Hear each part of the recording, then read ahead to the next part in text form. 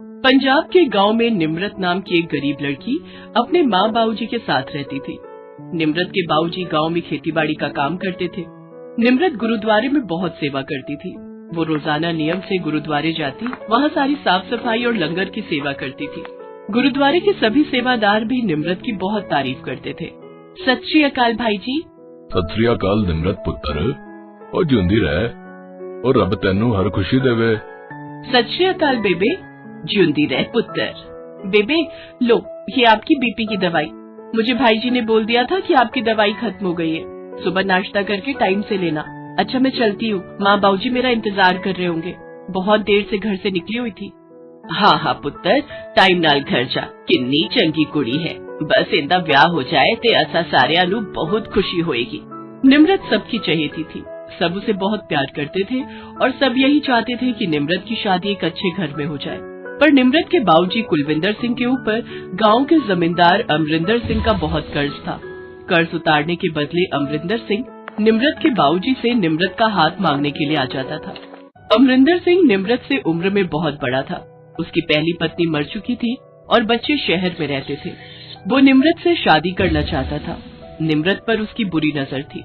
और पापा जी की सोचा है आपने? निम्रत का हाथ मेरे हाथ में कब दे रहे हो?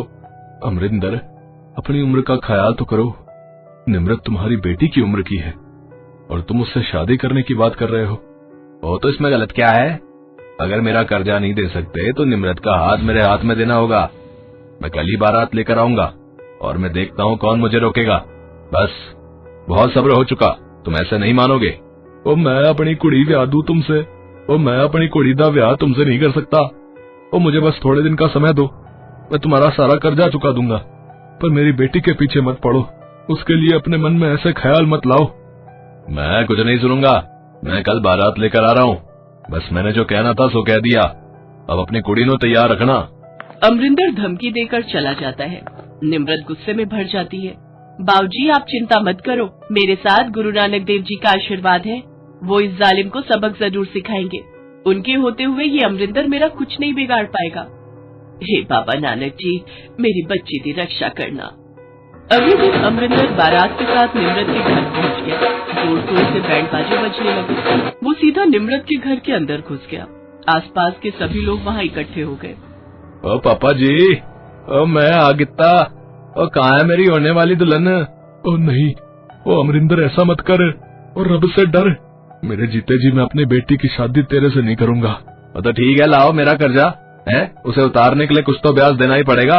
और मैं तो सिर्फ निम्रत से शादी करना चाहता हूँ, तुम्हारी निम्रत की जिंदगी सुधर जाएगी। तुम मुझे यहाँ से नहीं ले जा सकते, मैं तुमसे शादी नहीं करूंगी, चले जाओ यहाँ से। अब मैं अभी देखता हूँ, है मुझे कौन रोकता है। कोई बात नहीं, इसे उठाकर ही ले जाऊंगा। अमरिंदर, मेरी कुड़ी नू हाथ मत लगाना। अमरिंदर जबरदस्ती निम्रत को पकड़ने लगता है। गुरुद्वारे के सेवादार भी निम्रत की मदद के लिए आते हैं, पर अमरिंदर के गुंडे उन्हें मारने पीटने लगते हैं। भाई जी को छोड़ दो अमरिंदर, उन्हें छोड़ दो अमरिंदर, गुरु नानक देव जी से डर, वरना तू बहुत पछताएगा। मैं नहीं डरता गुरु नानक देव से, हाँ, वो मेरा कुछ नहीं बिगाड़ सकते, और मैं तुझे यहाँ से लेकर ही जाऊंगा। छोड़ मेरी बेटी को अमरिंदर, छोड़ छोड़ मेरी बेटी को। हे गुरु नानक देव, मेरी बेटी की रक्षा करो, इस जालिम से मेरी बेटी को बचाओ। अमरिंदर जबरदस्ती निम्रत को जैसे ही पकड़ने लगता है तभी उसके हाथ पैर कांपने लगते हैं और उसके पूरे शरीर को लकवा मार जाता है। वो तड़प कर नीचे गिर जाता है। अमरिंदर पूरी तरह से कमजोर हो चुका था। उसके आदमी उसे उठाकर ले जाते हैं। देखा माँ बाबूजी, मैंने कहा था ना, गुरु नानक देव जी के होते हुए ये मेरा कुछ नहीं बिगाड़ सकता। गुरु नानक देव जी ने अमरिंदर को उसके पापों की सजा दे दी। अमरिंदर के पूरे शरीर पर लकवा गिर गया। वो कह रहा था ना कि गुरु नानक देव जी में कोई शक्ति नहीं है, उन्होंने उसे अपनी शक्ति दिखा दी। अब वो अपनी करनी पर पछताएगा। बाबूजी, निम्रत बड़े भागो वाली है, इस दे सिर उत्ते बाबा नानक जी दा हाथ है, इसनु कुछ नहीं हो सकता। जिस दे सिर उत्ते बाबा नानक जी दा हाथ होंदा है, उसका कोई भी बाल भी बाका नहीं कर सकता। ओ जिउंदी रह पुत्र, उस अमरिंदर ते डरने की कोई जरूरत नहीं, उसे तो बाबा नानक ने अपने आप ही दंड दे दिया है। आप ठीक कह रहे हो, आज मुझ गरीब की बेटी की लाज बाबा नानक जी ने रख ली। धन गुरु नानक देव जी। सतनाम श्री वाहेगुरु, सतनाम श्री वाहेगुरु। सब लोग सतनाम श्री वाहेगुरु बोलते हैं। उधर अमरिंदर अपनी गलती के लिए गुरु नानक देव जी से क्षमा प्रार्थना करता है। उसके मुंह से आवाज नहीं निकल रही थी क्योंकि उसका पूरा शरीर पूरी तरह से लकवा से ग्रस्त हो चुका था। उसकी आंखों से आंसू टपक रहे थे। वो मन ही मन गुरु नानक देव जी से क्षमा मांग रहा था।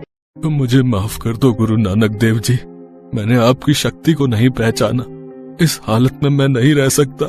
मुझे ठीक कर दो गुरु नानक देव जी। मैं वादा करता हूँ मैं निम्रत को परेशान नहीं करूंगा। और मुझे ठीक कर दो गुरु नानक देव जी। कहते हैं भगवान से यदि सच्चे हृदय से क्षमा मांगो तो वो माफ कर देते हैं।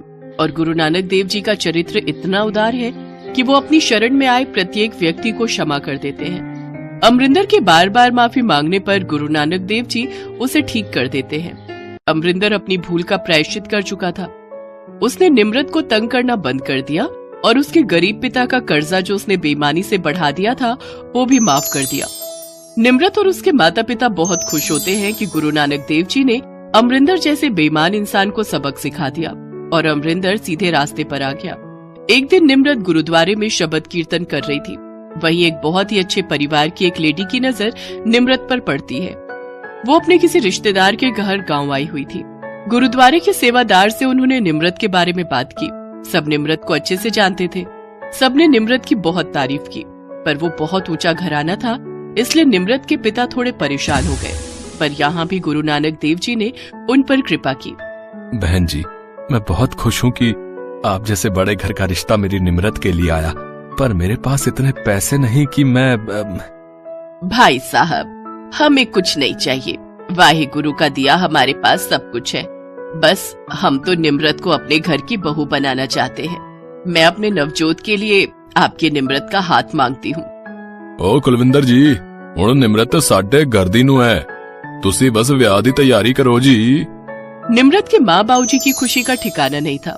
गुरु नानक देव के आशीर्वाद से निम्रत का रिश्ता बहुत ही ऊंचे घर में तय हो गया और कुछ ही दिनों में निम्रत की शादी नवजोत के साथ अच्छे से हो जाती है और निम्रत अपने ससुराल चली जाती है। सच कहते हैं, भगवान पर विश्वास बहुत जरूरी है। निम्रत ने गुरु नानक देव जी पर विश्वास किया और उनके आशीर्वाद से उसकी जिंदगी खुशियों से भर गई।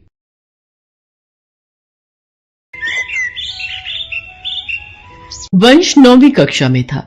उसके पापा सब्जी का ठेला लगाते थे और मम्मी घरों में खाना बनाने का काम करती थी।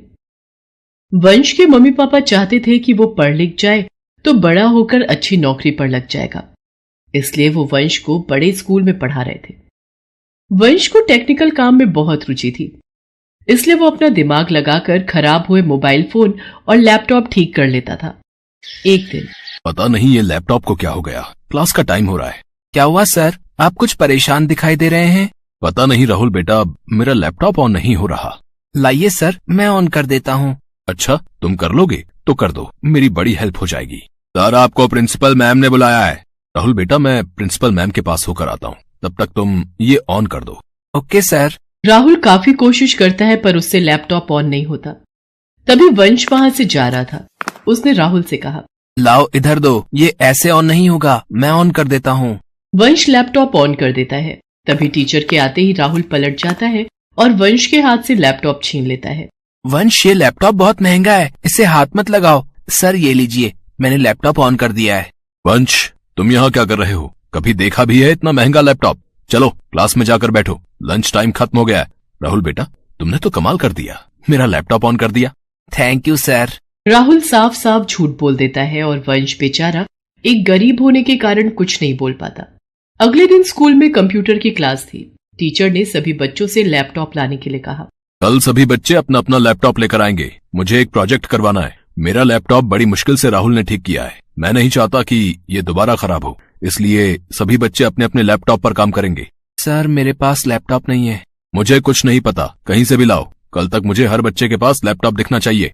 तुम्हें पता है, मेरे पास 1 लाख रुपए का लैपटॉप है। मेरे पापा ने मेरे जन्मदिन पर उपहार में दिया था। मैं उस पर बहुत अच्छी अच्छी मूवी देखता हूँ और गेम खेलता हूँ। राहुल बच्चों से बातें कर रहा था और वंश अंदर ही अंदर परेशान हो रहा था कि वो घर जाकर अपने मम्मी पापा को क्या बोलेगा। वंश घर पहुंचता है और अपने पापा से इस बारे में बात करना चाहता था, पर उसने सुना उसके पापा पहले से ही परेशान हैं। जानकी घर का किराया, बिजली पानी का बिल और ये राशन के, ये वंश की स्कूल फीस, बाकी ये 2000 रुपए बचे हैं। वक्त जरूरत के लिए अलग रख देना। पापा के पास तो सिर्फ 2000 रुपए ही बचे हैं। मैं उनसे नए लैपटॉप के बारे में बात करूंगा तो वो परेशान हो जाएंगे। नहीं, मैं अभी बात नहीं कर सकता। अगले दिन वंश जब अपनी क्लास में पहुंचा तो सब बच्चे अपना लैपटॉप सामने रखकर बैठे थे। अरे वंश, तुम्हारा लैपटॉप कहाँ है? सर, वंश लैपटॉप नहीं लाया। मैंने तुम्हें बोला था ना कि सब बच्चों को लैपटॉप लेकर आना है, तो तुम आज क्यों नहीं लाए? चलो बेंच पर हाथ ऊपर करके खड़े हो जाओ। मिस्टर मेहता, प्रिंसिपल मैम ने आपको और मुझे केबिन में बुलाया है। ठीक है मिस शीतल, मैं आता हूँ। दोनों टीचर प्रिंसिपल के ऑफिस में जाते हैं। मिस्टर मेहता, मिस शीतल, आप हमारे कंप्यूटर टीचर हैं। आप तो जानते ही हैं हमारा हॉल का प्रोजेक्टर नहीं चल रहा है और थोड़ी देर में बोर्ड मीटिंग शुरू होने वाली है। सब लोग आते ही होंगे। अंकुर ही प्रोजेक्टर चेक करता है, पर उसने आज छुट्टी ले ली है। उसकी तबीयत बहुत खराब है, तो मैं चाहती हूँ कि अब इस प्रोजेक्ट को संभालने की जिम्मेदारी आप दोनों ले लो और एक बार प्रोजेक्टर में जो भी प्रॉब्लम आ रही है उसे ठीक करो। ये तो बहुत मुश्किल है, मुझे बिल्कुल भी समझ में नहीं आ रहा है। मिस्टर मेहता, कुछ तो करना ही होगा। थोड़ी देर में मीटिंग शुरू होने वाली है। प्रिंसिपल मैम नहीं तो बहुत गुस्सा करेंगी। हमारा एक स्टूडेंट है राहुल, बहुत इंटेलिजेंट है। उस दिन मेरा लैपटॉप नहीं चल रहा था, उसने कोशिश करके कुछ ही देर में मेरा लैपटॉप ठीक कर दिया था। मैं उससे बुलाता हूँ, वो ये काम जरूर कर लेगा। सर, आपने मुझे बुलाया? राहुल, तुमने उस दिन मेरा लैपटॉप ठीक किया था, एक बार जरा ये चेक करो, ये शायद तुम चला पाओ, इसमें प्रॉब्लम आ रही है। सर, वो सर, मैंने आपसे झूठ बोला था। उस दिन आपका लैपटॉप मैंने नहीं बल्कि वंश ने ठीक किया था। सर, मुझे माफ कर दीजिए। I am sorry sir. तुमने मेरे से इतना बड़ा झूठ बोला, तुम्हें तो मैं बाद में देख लूंगा। पहले जाकर वंश को बुला कर लाओ। राहुल वंश को लेकर आता है। इतनी देर में प्रिंसिपल मैम भी वहां आ जाते हैं। वंश प्रोजेक्टर ठीक कर देता है और मीटिंग शुरू होने तक वहीं रहता है। उस बीच कोई भी परेशानी नहीं होती। इस बात से प्रिंसिपल मैम और टीचर बहुत खुश होते हैं। मैम, वंश बहुत ही इंटेलिजेंट बच्चा है। ये कंप्यूटर विषय में बहुत अच्छा है, पर इस बच्चे के पास अपना खुद का लैपटॉप नहीं है। अगर इसके पास अपना खुद का लैपटॉप होगा तो ये भविष्य में बहुत कुछ कर सकता है। आप ठीक कह रहे हैं मिस्टर मेहता। हमारे स्कूल में ऐसे होनहार बच्चे होना हमारे स्कूल के लिए गर्व की बात है।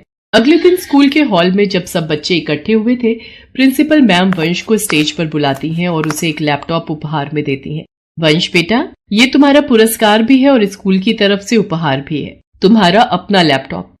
मैं चाहती हूँ हमारे स्कूल का हर बच्चा वंश की तरह होनहार बने।